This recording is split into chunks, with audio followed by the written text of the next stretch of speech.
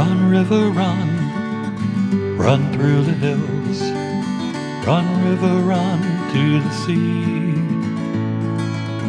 Run, river, run to your place beneath the sun. Run, river, run over me. Run through the land you run. Hi, welcome to my guest. This is Jan Lewis. Today we have from Boston, we have author Dorah Blume, and welcome, Dorah. She has written a book called Botticelli's Muse. Who was the person who did this beautiful cover? She is a woman from London, actually, who designed the cover, but the basic image is from a detail from Botticelli's Primavera painting. I was wondering. Yes.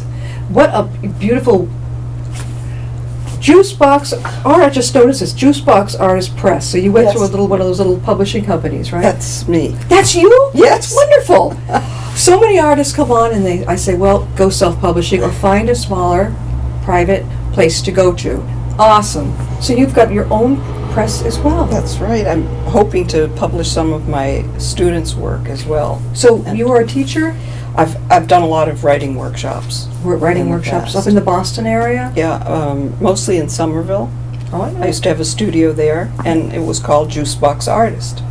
And we did prompted writing Yeah. in the tradition of the Amherst Writers and Artists method, which is people would come, they didn't know what they were going to write about. And I would, in fact, that display you've got out there of those historical shoes, Yeah. what a perfect prompt that would be Yeah. to just, Mhm.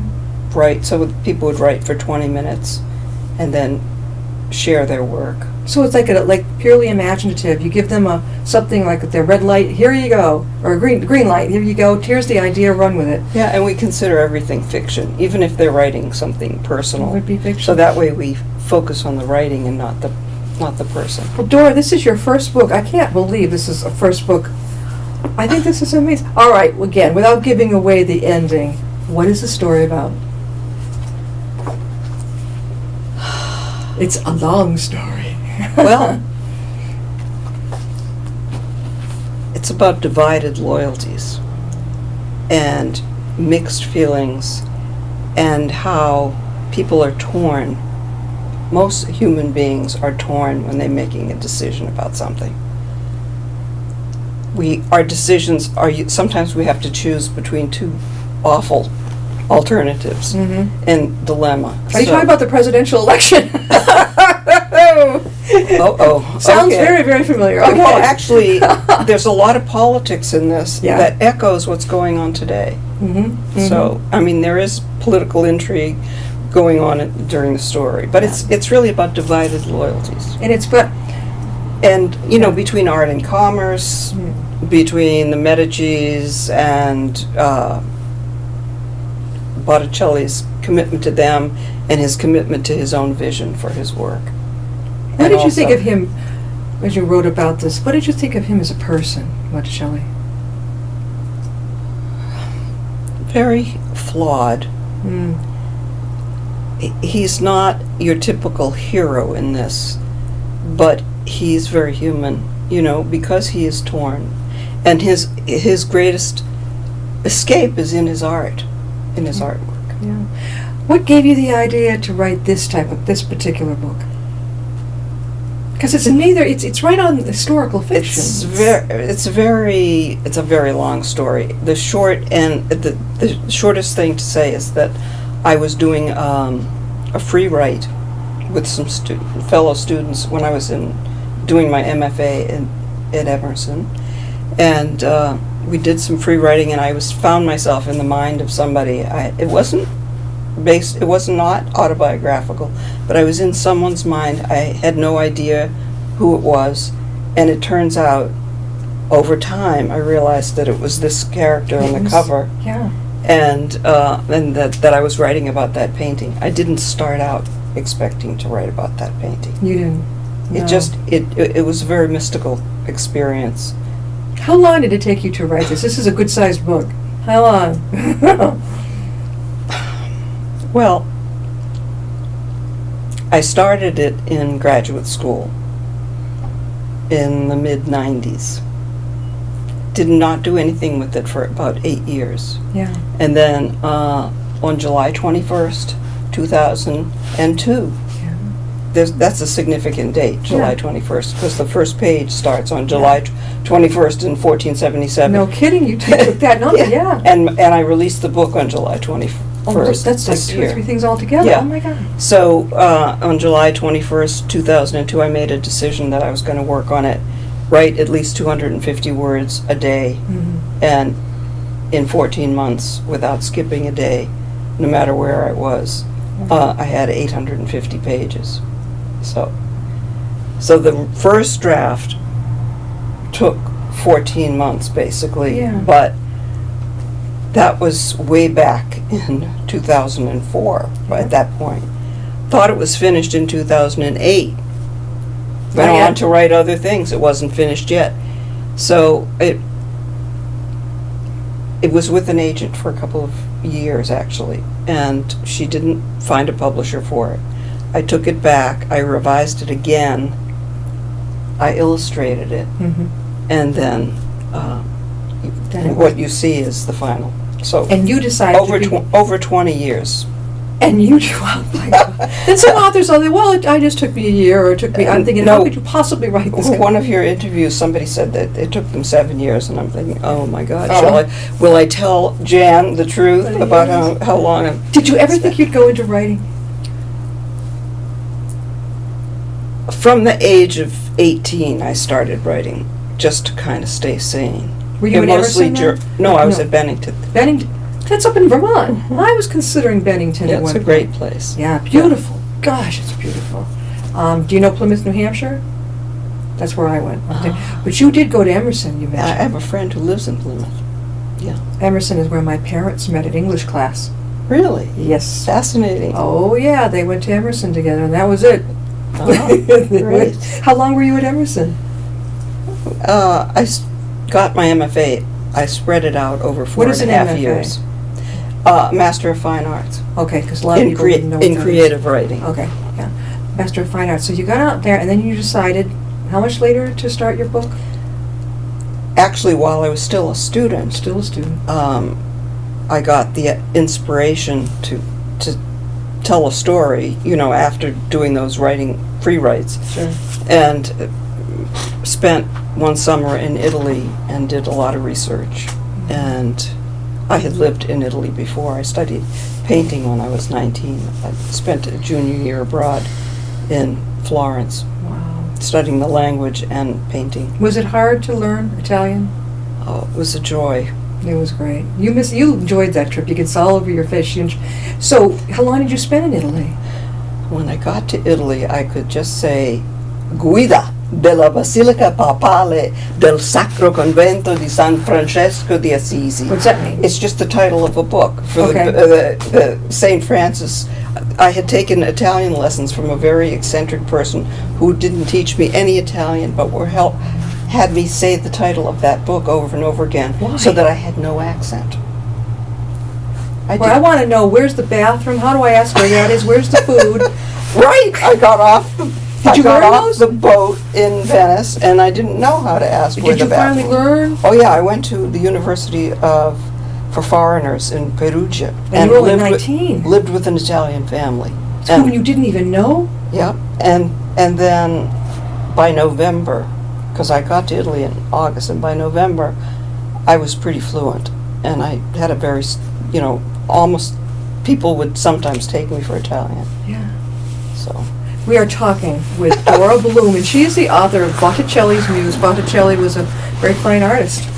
He was, and as you said, he was I would say, troubled, kind of complicated type of person. And this is a big book. Now, you're not going to, I don't think you're going to race through it, because you put a lot of time and effort and detail. And you have any more books coming? I know this is your first. It's a sequel. I'm working on the sequel right now. It's You've a got- trilogy. When I first thought of the book and realized what I was writing about in the period, I did, 50 pages in a 32 chapter outline Mhm. that spanned 20 years, and this book spans only 18 months. Yeah. So the second book and the third book will take the reader through 1498. Wow, so that's going to take, okay. So I just have to live long, do a lot of You'll yoga. be fine. So 3, have you, now, where are you appearing? Where have you been doing your book signings and presentations? Well, it just came out on the 21st. So, you haven't, are you So- scheduled? I have another TV slot with Behind the Pages, Mm-hmm. and working on promoting other things. I Oh, think- and also participated in the Jewish Book Council in New York. I haven't heard of that. Is that a writer's group or an what They is do meet the authors. They sponsor a program that for people who are either Jewish authors or are writing about books that have Jewish content. And one of the characters in the book is being coerced into converting. He's a Jewish weaver. Dorah, how can people, besides going on downstairs to the Upton Library and get a copy of, it'll be on, if it's not on the author's wall yet, it will be probably. How can they get a copy of your book? Well, they can go on Amazon, they can go to Barnes & Noble, they can go to any independent bookstore if they like, because it's listed in the Ingram catalog. So it's also up as a Kindle download. What brought you? And they can also go to my website, Mhm, go ahead. yeah. dorahblume.com, and if they want a signed copy, I can personally send them a copy. A few people have requested a signed copy. So. Yeah, that's really, really good. Have you ever heard of the New England Authors Expo every July at Danvers-Port? Yes, I sent my books there, actually. They were there. I've sent a lot of authors up there. And, you know, it's huge. You know, oh my gosh. It's a ballroom. It's absolutely beautiful. You didn't go in person I yet? didn't go in person, but I did send some copies because I'm a member of the Independent Publishers of New England. At the Excellent. Juice Box Artists part. Yeah, I didn't even know you were a member of that, or that you Yeah. were your own publisher. What was I going to say? Have you heard of Tatnuck Bookseller, Barnes & Noble, that type of thing? Oh, it's Barnes & Noble, right? Oh, okay. But not Tatnuck in Westboro? No. They love authors, and there's another I'll place have I can tell you about. I'm so used to pointing to my clients, but when you were a child, you knew you were always writing, you think? Well, actually, I was always drawing. Drawing? Yeah. Okay. I was sort of the class artist. But the writing really kicked in, you know, when I was about 18. Just about ready to go to college. Yeah, my first year in college, and I started keeping journals. I just found, and then as a single parent, there was just so much humor in raising a couple kids on my own that I guess you would probably in the late, in the 80s, I started taking courses and realized that for me personally, the art form of writing held the most mystery and interest. Did you have other jobs on the side? Oh yeah, I ran a graphic design business. Wow. Started lots. I considered myself a multipreneur. I started lots of different businesses. Yeah. Yeah. What do they call? There's a kind of a funny one they call, instead of multitasking, it's multipreneur. Something else I heard that was hysterical the other day, and I thought, well, can I relate to that? You know, you have so many interests, and you just, well, I'll try this. It's like throwing something at the wall and see if it sticks, right? But sometimes it does. Do your children realize how talented you are as a writer? Well, I think once they actually saw the book, that it's real, you know, because I sent them advanced reader copies. They've been pretty supportive, and Either one of them into writing? well, actually, they're both very good writers, excellent writers. Baby boomers? Not baby boomers. Millennials? I guess 20s, early. early No, they're 30s. in their 40s now. Oh, okay. So they're Gen Xers. Yeah. Oh, okay. Yeah, yeah. Oh, I love this. I grew up with genealogy type of thing, and I knew where everybody kind of fell. It's interesting. Somebody said to me, "Well, I don't like labels." I said, "We're not labeling you. It's just sort of I think about 20 years marks a generation, and if you figure the baby boomers, 1946 to 1964, that's 20 years. But the strangest thing is the music for the kids who were born in the 40s, and the kids born in the 50s, and then the early 60s, it progressed, but it wasn't quite the same. It's an interesting group. You know, now I look at my son, he's a millennial, boom, boom, boom, boom, boom, boom, boom, and it's, you know, murder and all this stuff. I'm like, don't you ever get tired of that? It's a bang, bang, bang, but there's no love or romance, you know, it's all very You're talking about his taste in music. Well, yeah, 25 years old. It's that stuff that has nothing of the lilting sound of the 60s, 70s. No, nothing like that. So your kids they're good writers, and they inherited that from you. Yeah, they're both pretty creative. Are you working on your next one for the trilogy now? Yes, I'm 100 pages into it. Today I'll reach page 100. So how do you go home and just work all night, or are you more of a day person? I work in segments, not all day. I can't work, and I'm also marketing the book, so that's almost a full-time job right now. Oh, yeah. But I have a separate, I live in a very tiny apartment, but I have a very tiny desk set up just where I work on the sequel, the new writing. Right. Tiny little apartment in Boston. Yes. Are you anywhere near the Fenway, or? I'm right on the edge of the Fenway neighborhood and Back Bay, right across from Berklee College of Music. Back Bay, was that where the radio announcer, here we go again. David Brednoy. I think he lived in the Back Bay? Possibly. I don't know, but he eventually became so ill that he had to broadcast from his apartment. Oh, right, I Yeah. remember that. He was very, very sick. When I see a book like this, rarely do I see one at the book fairs and then all the expos. I never see one from a first-time writer that's so large. This took a lot of guts. And it really, and of course you said, 20 years, right? Well, there was a break of about 8 years. Yeah. But still, you put it aside and then picked it up. Right. I felt when I first started writing, when I got a sense of what I was dealing with, I almost felt like I needed to perfect my writing more before I could be able, that I'd be able to really write the book. And so I wrote a lot of other things. Now, Did a you lot said of other you did the artwork in here, or you're... Yeah, the illustration. That right there you Yeah, did. there's about almost 100 of them. Yeah, I'm just wondering, it reminds me of the beautiful, the adult coloring books out now, the beautiful individual things. I love that type of thing. I'm And- working on a series of coloring books based on these Are drawings. you serious? Have you got them with you? Well, I don't, but people can, if they go to my website, you can download 5 images for free. You just have to sign up and be on my author email list, and you can download 5 of the drawings, big, 8.5 by 11, and color them in. Show us This was a some. prototype. Yeah. It's not, the books are going to be 8.5 by 11, but this was a prototype I put together with, you see the yeah. drawings. Yeah, from your book, and then it's all... You see the drawing small, and then you're going to see the drawing big, and you could color it in. So, because there's a lot of detail in them. Isn't that interesting? I thought about I could color this in, and then she Yeah. tells me she's... Yeah, well, it's a big deal these Here days. we go. Show us some Adult more. color. This is wonderful. Ooh, This ooh. is inspired by Pegasus. Yeah, And that's in the book, too? in the book, it's quite small. Yeah. It's sort of in the tradition of an illuminated manuscript. Oh, yeah, some people, they like markers, gel pens. Right. What do you like? What's your preference? I like to do the drawing. You're the drawing person. Yeah, it's a way of meditating and relaxing for me. When I finish doing these drawings, well, when I listen to PBS, I draw. I've been doing a whole bunch of mandalas lately. Oh, you have. Yeah, You do your own. which will be, people can color in. This is something that's funny, how they evolve. Here's this wonderful book, Botticelli's Muse.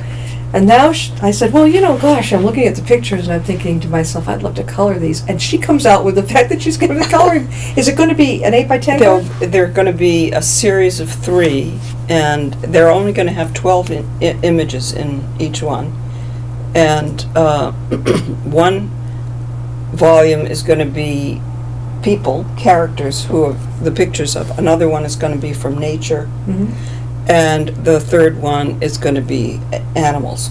Nature is, Yeah. vegetation and insects and things like that. And then because it covers, there's all kinds of... I'm thinking, I wasn't sure because they're so perfect for that genre and time. And I thought, where are these coming from? Oh, and probably the girl holding the beads, that'll be one of them, right, in your coloring book? Oh, that's a rosary, yes. Okay. What a great idea. Well, I generated about 120 drawings, and then from those, I put in the ones in the book. So we just go to your website. Oh, you can go to the website, and you have to scroll down. It says free downloads, and you just sign up to be on. You're subscribing. You can subscribe to my author email list Sure. by just subscribing, clicking on the subscribe button, but then you won't get the coloring book. But if you go to the coloring book section of the homepage, Sure. and sign up, then And you can sign. And what does and it? you'll get a PDF file that you can print out in color. How many pages? There's 5 images Oh, 5 for images, free, and for free. You and can- they're people. None of the animals or No. nature things are. and even your cover girl, right? Well, Is she going to be on it? she'll be a drawing of her Yeah. will be, but that actually she is one of the 5. I Would it be think. fun to color it in? Oh, it is relaxing. You know, I've talked with other people. It seems to be such diametrically opposed. A lot of ones I talked to, they love it. You know, she might go to a meeting and she's, or I'm before in bed at night. One nice way to calm down. You know, another one like, oh no, I'm afraid I'll go over the lines. I'm like, what are you talking about? No one cares if you do that. That's your Right. own work. No one's looking over your shoulder. I think they have to be perfect, and I think that your drawings, they wouldn't be called abstract. That's for sure. Well, the backgrounds are kind of abstract. Yeah, but the realism of what your story is about. Like I love this one, the fall one here for the basket. Oh, right. Oh, Yeah, the drawings for the sections of the book, the 4 seasons, are larger. you know about Zentangle, right? That's what. It was a very mystical experience because I found out about Zentangle, and for over a year, I obsessively did Zentangles. Made no connection at all that I could use that technique to create the illustrations. And when I decided to self-publish the book, Mm-hmm. a friend of mine who had read different parts of the manuscript and who was an expert in the Renaissance, she said, "Why don't you illustrate it?" Mm-hmm. I was really, It's right there. So- It's wonderful illustrations. yeah. Yeah. Why not? So, Gotcha. and so, the first illustration was actually the cicada that's at the chapter 1. Yeah. And So she had it never occurred to me that I could use that Zentangle technique Yeah. and in your then book. add the real for my illustrations. It just came together. Well, it has that. And then I spent about a year creating the illustrations. It has that feeling about the story itself, and then going so far back in time. It has that ancient. The art has the combination of ancient and funky modern. That's fantastic. You nailed it. You nailed the whole thing. Oh, you know what? I could see you. Besides writing the trilogy. Now you got another one coming up. I can see you going right along with your coloring books. When you sell these, are you going to start selling your coloring books along with them? Yeah, I'm hoping by the end of the summer, which is soon. I mean, Oh. I've been working on the covers for them, Yeah. and the guts are all done. I mean, Yeah. I need there's going to be the image and then the small image with a little explanation of what it means, and also possibly bilingual in Italian and English. The What a way to titles. grab another audience. This is something we have never had in all my years of broadcasting, an author, Rod, who is making a coloring book of the characters, animals, whatever, in the book. Now, in the trilogy coming up, you've got 2 more to go. Will you be doing the same thing for that? Probably. Where are you finding the time? She sighs. Well, it as I said, book was actually finished, and somebody suggested illustrating. A close friend suggested illustrating it, and that's why I actually have used 2 names, because it's like a different part of my brain. Yeah. Dorah Blume. She's the author of Botticelli's Abuse. And the fact that there's 2 more coming, I mean, I'm trying to think where she's not going to tell me. Well, give us a little taste of the next one, just a little hint.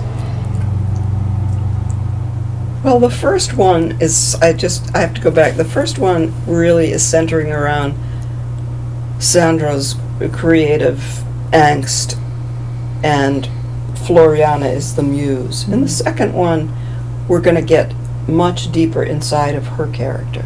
Okay, the Muse's character.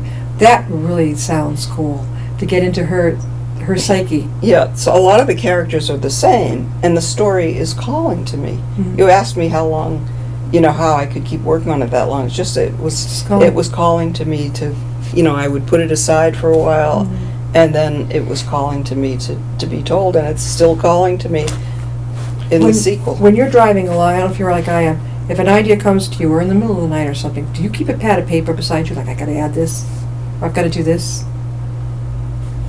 Or are you much more focused at the time and it comes up? Well, when I'm engaged in the first draft process, stuff comes, I don't know where it's coming from, my imagination.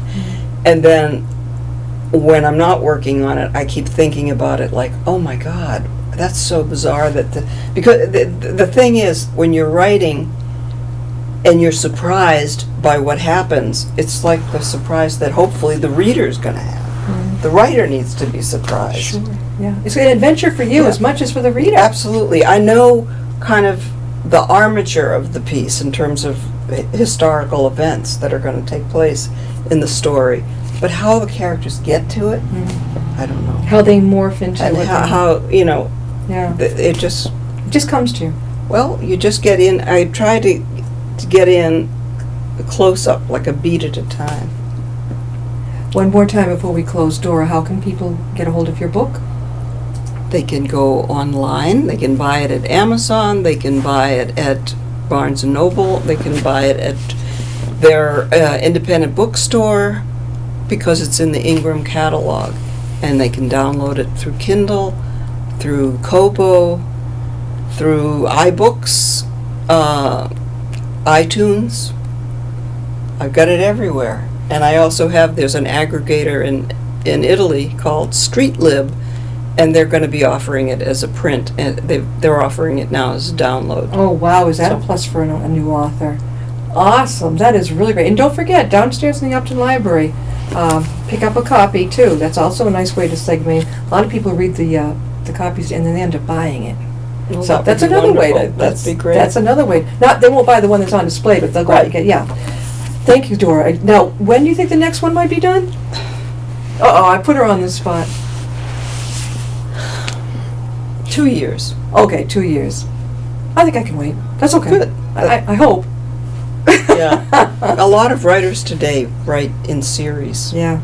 And they write, 200,000 words and they cut it up, and I just don't work that way. No, I would have to go with the flow of it.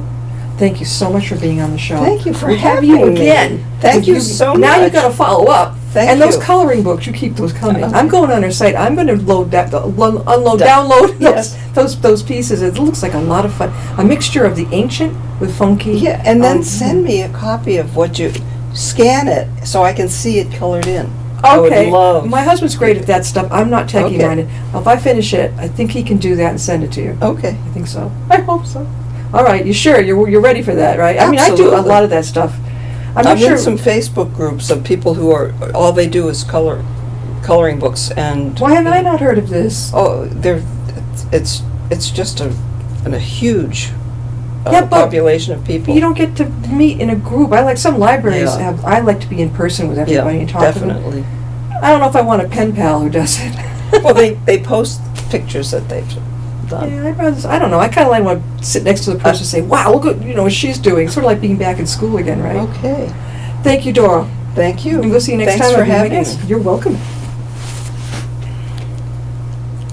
Great job. Did I do okay?